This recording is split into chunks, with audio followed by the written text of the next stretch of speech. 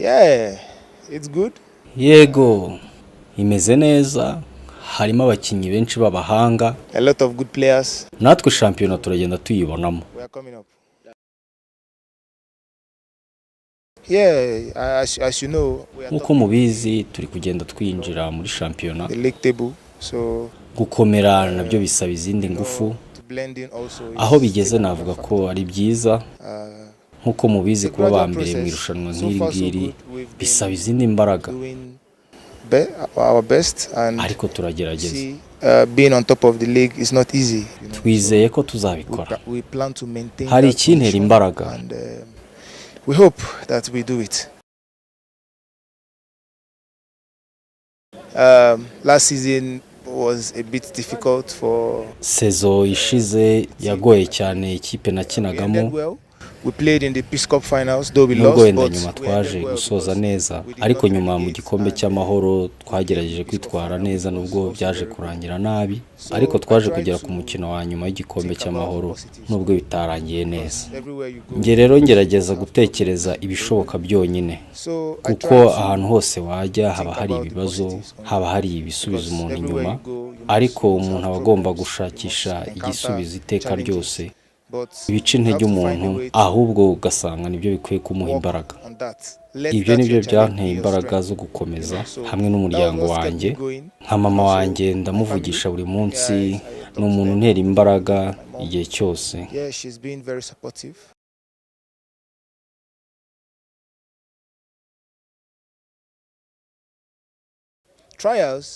Igerageza murabizi ko hari byinshi biba bisabwa mu magerageza. Ntago aba ari ugukina gusa, hari n'ibindi biba birimo muri ibyo bintu by'amagerageza. Bareba mu kibuga, hanze y'ikibuga, bareba ibintu byinshi bitandukanye. Iyo utujuje ibisabwa bikubera ingorane. Njye nagiye muri imwe mu makipe akomeye mu Bubiligi, Charleroi. Noneho muri seze ebyiri zari zishize bakiniye muri Europa League. Kuri njye byari experience nziza. Byendaga gutungana rwose. Ariko nkuko nababwiye ntabwo aba ari ugukina gusa mu igerageza bareba. Hari n'ibindi bintu byinshi bareba, wenda bimwe sindi bunabivuge hano, ariko mu mupira w'amaguru hazamo abantu b'abamafia, abantu b'ibisambo cyangwa se b'abajura. Harimo ibintu by'ubuhuguzi n'ubujura. Nkuko mubizi umupira wabaye ubucuruzi, ntabwo byari bijyanye n'umupira gusa, hajemo n'utundi tuntu nyine.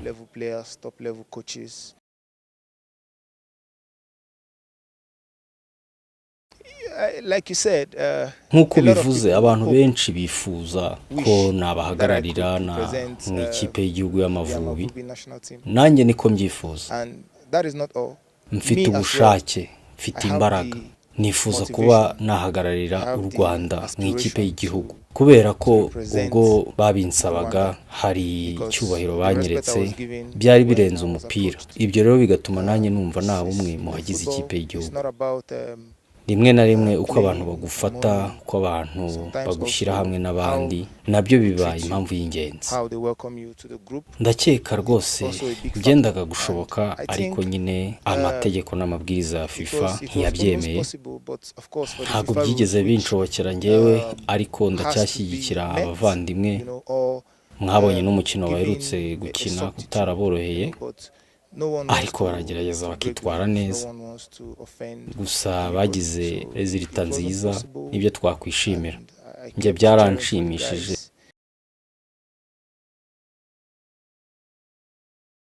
I don't understand. Yego njyewe sinzi neza, sinumva ibyo ari byo, sinzi ngo bigizwe na bande. Ubuyobozi bwa FIFA burabizi, buzi ibyo ari byo. Hanyuma ubuyobozi bw'umupira mu Rwanda buzi icyo gukora, buzi igisabwa. Wenda igihe nikigera tuzabona ikintu cyiza.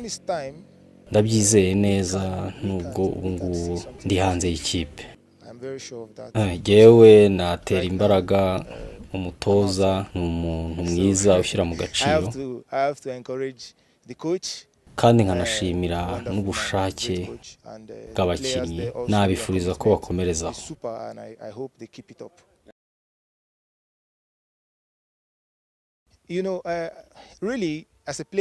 murabizi nk'umukinnyi ntago wabivuga ahubwo urifuza ugira ibyifuzo. Ndifuza kuba naba muri Premier League, ndifuza gukina mu kirere kirimo za shampiyona zikomeye za mbere ku isi, aho nzahura n'amakipe akomeye. Njye ntabwo ntekerezaho ndi ubu ngubu, ndatekerezaho nifuza kujya. Sinabwira ikipe nkinamo ngo ngiye gusinya ahandi, ariko ndifuza kujya hisumbuyeho, aheza kurushaho. Kuko murabizi iyo uri hasi uba ugomba gukora cyane kugira ngo ugere hejuru. Nibyo ndi kugerageza, nta nicyo bimbwiye kuba nkinira ikipe ya polisi, kandi polisi ni ikipe ikomeye mu Rwanda. Ariko ibyo ntibihagije, ndashaka ibindi, ndashaka ibirenzeho nk'umuntu. Njye rero nzagerageza ibishoboka byose kugira ngo mbe mwiza. Hanyuma ibizaza nzareba ese ibi bije ni byiza, hari amahirwe aje anzaniye ibyiza, nanjye nzahitamo nk'umuntu. Ni Didier Drogba.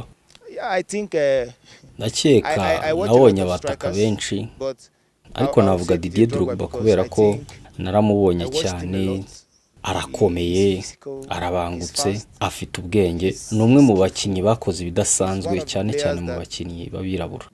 Yakoze ibidasanzwe mu Burayi, njye niwe ndeberaho. Ni Didier Drogba. I think it's an inspiration for me, Didier Drogba.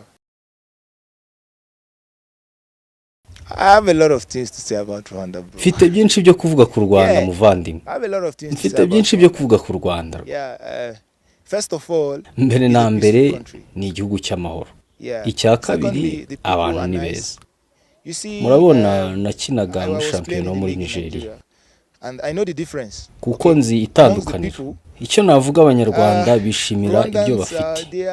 Mu Rwanda nta muntu ushaka kurwanya undi, nta muntu ushaka kuba mwiza kurusha undi, kandi igihugu muri rusange kiri ku murongo.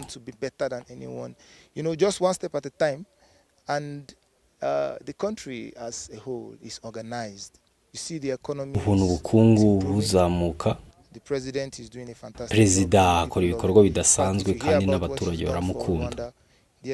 Wumvisha ibyo yakoreye u Rwanda, nta buryo na bumwe utamukunda. Ndabizi neza mu gihe runaka bazabona ibyo perezida w'iki gihugu yakoze, nubwo ubu batabibona, ariko bazabibona.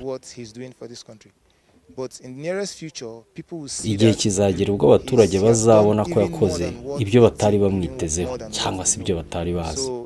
Nkomeje kubabwira, ni byinshi nababwira ku Rwanda, hari byinshi byo kubabwira mu nguni zitandukanye, mfite byinshi nabivugaho.